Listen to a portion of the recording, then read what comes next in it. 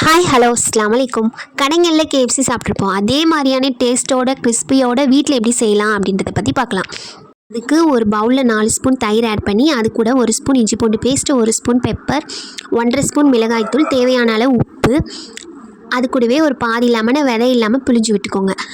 Next சிக்கனை இந்த மாதிரி ஸ்லைஸாக போட்டுக்கோங்க. அப்போ தான் உள்ளேயும் வேகும்.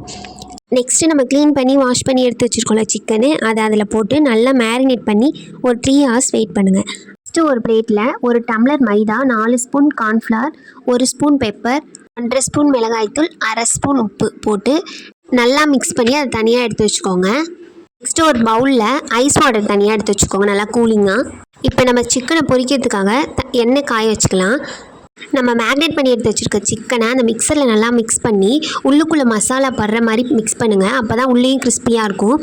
மறுபடியும் நம்ம ஐஸ் வாட்டரில் நல்லா டிப் பண்ணி மறுபடியும் அதை எடுத்து அதை மிக்சரில் மிக்ஸ் பண்ணி நல்லா உள்ளே எல்லா பக்கமும் நல்லா பிடிச்சி விடுங்க. பிடிச்சாதான் அந்த கிறிஸ்பினஸ் தெரியும்.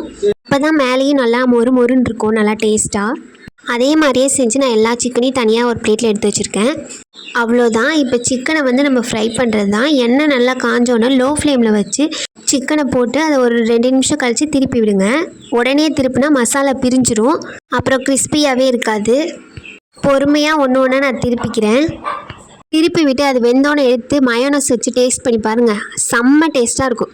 வீட்டில் இந்த மாதிரி ஒரு தடவை ட்ரை பண்ணி பாருங்கள். அப்புறம் வீட்டில் எல்லாரும் அடிக்கடி கேட்பாங்க. அடிக்கடி உங்கள் வீட்டில் செய்கிற நிலைமை வந்துடும். என்னோடய வீடியோ உங்களுக்கு பிடிச்சிருந்துச்சுன்னா லைக் பண்ணுங்கள், கமெண்ட் பண்ணுங்கள், சப்ஸ்கிரைப் பண்ணுங்கள்.